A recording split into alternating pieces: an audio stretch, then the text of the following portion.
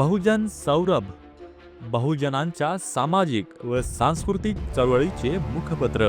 नमस्ते, जय भीम। मैं एडवोकेट डॉक्टर सिद्धार्थ कामले, दैनिक बहुजन सौरभ का मुख्य संपादक। कल का मेरा वीडियो मुझे ऐसा लगता है कि मेरा कुछ अलग टाइप का वीडियो था और आज का भी थोड़ा सा वीडियो थोड़ा सा अलग है। तमाम यूट्यूब्स को देखने के बाद में मैं अपना खुद का सूफी सोच डेवलप करता हूँ, बनाता हूँ और तुम्हारे सामने में रखने की कोशिश करता हूँ। वो इसलिए कि किसी ने बताया और उसके ऊपर में बिलीव करना, किसी ने और की बात सुन के उसमें बिलीव करना और अपना माइंड अननेसेसरली डिफरेंट इसमें बनाने का, उससे बेटर है कि जो भी तुम सुनते, जो भी तुम अपने आप को एक्सपीरियंस करते, सुनने के बाद में हमने अपने आप में एक्सपीरियंस करते और आज के परिस्थिति के साथ में जब हम लोग देखते हैं उसके रिजल्ट्स क्या आ रहे हैं, तब हमें रियल लगता है कि हम रियल बुद्ध के फॉलोअर है, बाबा साहब के फॉलोअर है और हमें उसी तरीका से सोचना चाहिए। बुद्धकालीन एक घटना है। एक गांव में दो लोग रहते थे, बड़े मित्र थे और उन्होंने कहा कि भाई नहीं, अपने को दूसरे गांव जाना है। उन दिनों में ऐसे कोई रात में जाने के लिए कोई ऐसे साधन वाधन नहीं थे, जंगल का रास्ता था, इमरजेंसी थी, दोनों को भी जाना था। उन्होंने कहा कि ठीक है भाई, हम तो निकलते हैं। और निकलने के पहले एक ने कहा कि ठीक है भाई, मैं आपका कंदील लेता हूं मेरे हाथ में, जिसकी वजह से अपन आगे आगे बढ़ते रहेंगे। और सफर चालू हो गया। बीच जंगल में जिसके हाथ में कंदील था, वो दोस्त कहता है, अरे यार मैं तो बहुत बड़ी गलती कर दिया। मेरे घर में मैं जब निकला गड़बड़ी में तो लॉक करने का भूल गया। मेरे घर में सब कुछ मेरा संपत्ति है, मैं सब छोड़ के आ जाया हूँ। मुझे बड़ा डर लग रहा है, मैं क्या करूँ, मुझे बताओ। और वो कहता है कि नहीं, मुझे घर वापस जाना पड़ेगा। जब तक मैं लॉक करता नहीं, मेरा दरवाजा बंद नहीं करता अच्छे से, तब तक मैं नहीं आता। और बीच रास्ते में वो छोड़ के चले जाता।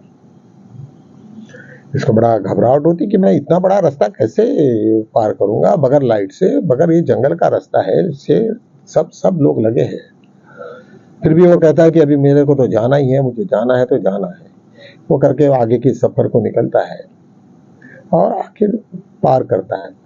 कहने का ये सारांश यही है कि तथागत भगवान बुद्ध कहते हैं कि किसी के लकड़ी मत बनो, किसी की बैसाखी मत बनो। आज ये गवर्नमेंट है, जो सरकार बनी है, वो लोगों के बैसाखी पे है। जो आज बीजेपी अपने बलबूते पे जो खड़ी हो गई, वो अपने बलबूते पे नहीं है, वो आरएसएस के बलबूते पे है। दो जन मिलके उसकी बैसाखी बन के वो आगे में बढ़ा रहे हैं। और वो ही सिचुएशंस आज ये कहानी के माध्यम से तुम लोगों को नजर में आती है कि जब भी कभी कोई किसी के बैसाखी बनोगे तो कभी ना कभी तुम्हें धोखा होना ही होना है। 11 साल तक तो दोनों ने मिलकर चलाया, किसी भी किस तरीका से हो गए, लेकिन बीच में जो झगड़े उनके चालू हो गए वो इतने लेवल पे गए कि जिसका कोई अंदाजा नहीं।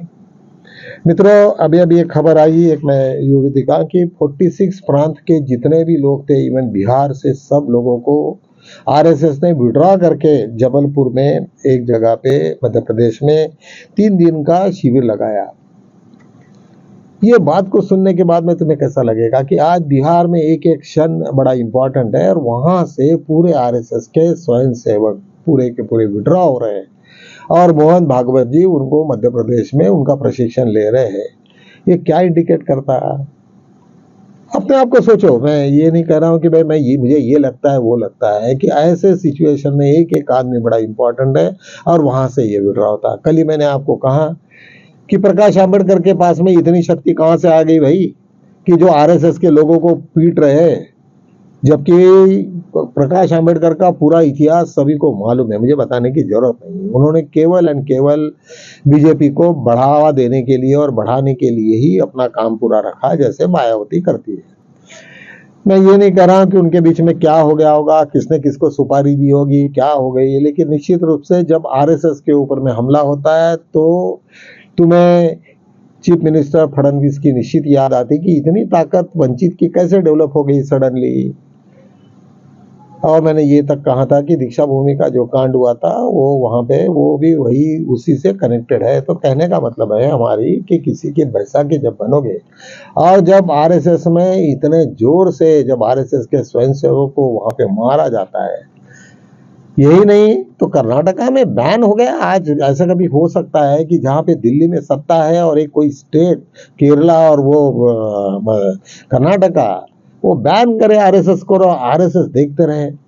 इसका मतलब कि ये आरएसएस और बीजेपी की लड़ाई इतनी तेज हो गई कि मुझे ऐसा लगता है कि दिनों दिन दोनों के बीच में किस तरीका से क्या होगा और कौन क्या करेगा। एक तरफ में सत्ता है, एक क्या आपसे ताकत है, और एक तरफ कमजोर लेकिन प्रशासन पूरा उनके हाथ में है, बहुत बड़ी शक्ति है उनके पास में। अभी ये शक्ति और बीजेपी किस तरीका से वो एक दूसरे को फ्रिक्शन हो रही है, और जिस तरीका से ये निकल रही है, अंगार निकल रही है दोनों के बीच में, जो चिंगारियां निकल रही है, उससे ये इंडिकेट करता है कि कुछ तो भी बड़ा होने वाला है। और एमपी के जो यहाँ पे अभी जो अधिवेशन है इनका 3 दिन का, वो गंभीर समस्या पे डिस्कशन हो रहा है कि ये स्टेप डाउन मोदी के बाद में उनको किस तरीका से वापस भेजा जाए और किस तरीका से उनको वो इसमें डाले जाए कि सीनियर सिटीजन के लिस्ट में डाला जाए, जैसे अडवाणी का हुआ और बाकी लोगों का हुआ। और एक तरफ में मोदी और शाह ये इसमें लगे हैं कि किसी भी हालत में हम ये नहीं कहेंगे, हम तो आरएसएस को तोड़ डालेंगे, फोड़ डालेंगे, लेकिन ये होने नहीं देंगे। अभी ये 2 सिचुएशंस हमारे सामने में मुझे ऐसा लगता है कि हम लोगों ने सोचना चाहिए कि ये दोनों के बीच में जिस तरीका से फ्रिक्शन चल रहा है, हम ये नहीं बोल रहे कि उसके बीच में कितनी झगड़ा है नहीं है, कोई ऑथेंटिसिटी कुछ देगा नहीं, लेकिन निश्चित रूप से हमें कुछ ये कयास लगाने पड़ेंगे, और जब कयास लगाओगे तो तुम्हें निश्चित रूप से उसका ये मिलेगा। और पूरा मीडिया जिस तरीका से संपूर्ण बिहार में पूरे पॉलिटिकली का अलग से सिनेरियो बना रहा है, अभी इन लोगों के लिए तो रास्ता साफ हो गया। अभी देखिए कि इनकेस मोदी शाह वहां पे जीत जाते बीजेपी में, तो आरएसएस पूरा खत्म हो जाएगा। आरएसएस का पूरा फिनिश होना जरूरी है, पक्का है।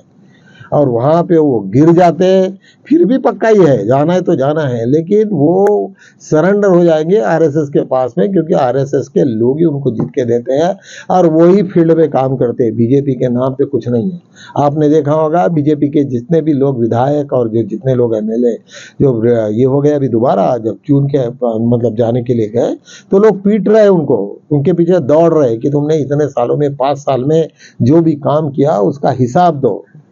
आज ऐसे सिचुएशन में बीजेपी के पास में क्या है, नीतीश कुमार के पास में क्या है, क्या बताएंगे लोगों को हमने 5 साल 10 साल में मैंने क्या किया? वो पुराना इतिहास बताएंगे लालू जी का क्या हुआ क्या नहीं हुआ? ये क्या ये होता है मित्रों, करके किसी के पैसा के मत बनो।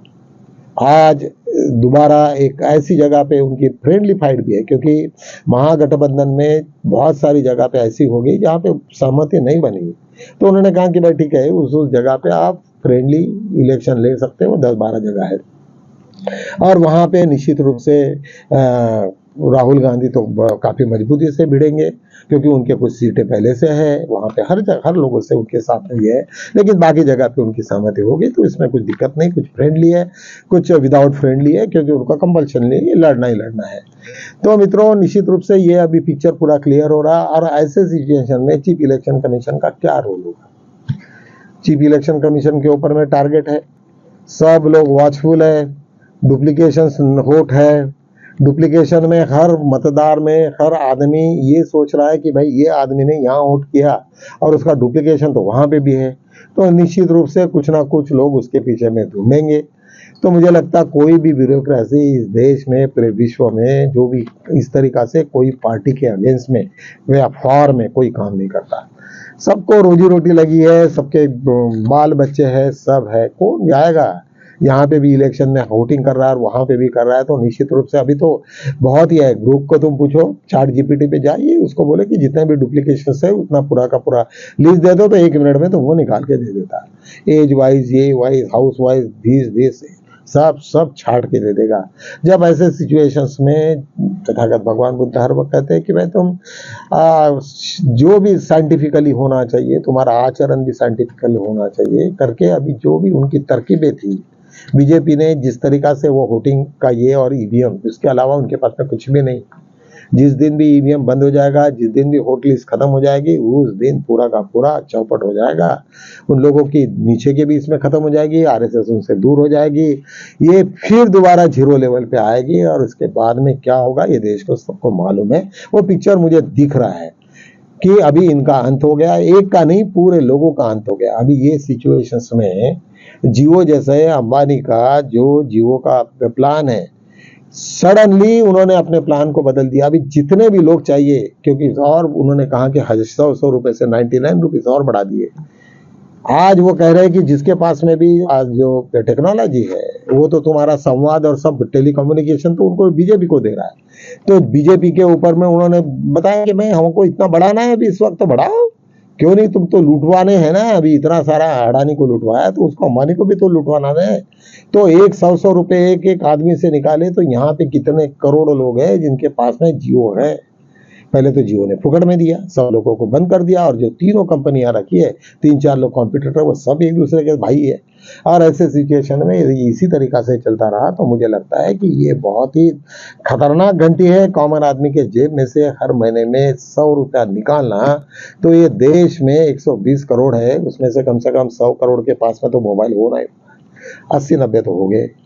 तो 80-90 करोड़ लोगों के पास में 100 रुपए के हिसाब से निकाले तो अडानी अंबानी ये कितना रईस बनेगा, इतने इसमें ये सब देखने का है। क्योंकि बीजेपी को तो सब कम्युनिकेशन चाहिए, वो बीजेपी के सब लोग लगे हुए हैं और उसमें ये सब करे। मित्रों, ये सब जो दिख रहा है एक दूसरे का, ये सब बड़े बड़े टाटा हो, बड़े बड़े बिरला हो, या उन दिनों में जो भी लोग थे इंडस्ट्रियलिस्ट, सब के सब खत्म हो जाते हैं एक वक्त के बाद में। और वैसे भी अडानी के ऊपर में जो कर्जा है और जिस तरीका से पूरा का पूरा इन लोगों ने जो कर्जा लेके किया है, यदि बीजेपी गिर जाती है और सब लोग आ जाते तो सब के सब लोग देश छोड़ के भाग जाएंगे, कुछ नहीं रहेगा यहाँ। सब लोगों को नहीं तो जेल के अंदर भी जाना है, वो चाहे जुडिशियली लोग हो या और कुछ हो। तो इस तरीका से वहाँ का जो है करके मुझे नहीं लगता है कि उसके ऊपर में बहुत विश्लेषण करें। तो आज हम लोग यही, क्योंकि हम लोगों का हर वक्त नित्य नियम है कि ज़्यादा से ज़्यादा लोगों ने 10 या 12 मिनट के ऊपर में हमारा वीडियो नहीं होना चाहिए करके बहुत सारी चीज़ें हैं जिसके ऊपर में मैं सोच रहा था कि ज़्यादा डिस्कशन करें, लेकिन लेंदी हो जाएगा और मैं नहीं चाहता कि ये कुछ तुम लोगों को भी कुछ डिस्टर्बेंसेस हो। बाकी भी तो वीडियो देखने, बाकी भी चीज़ें तुम्हें करनी है।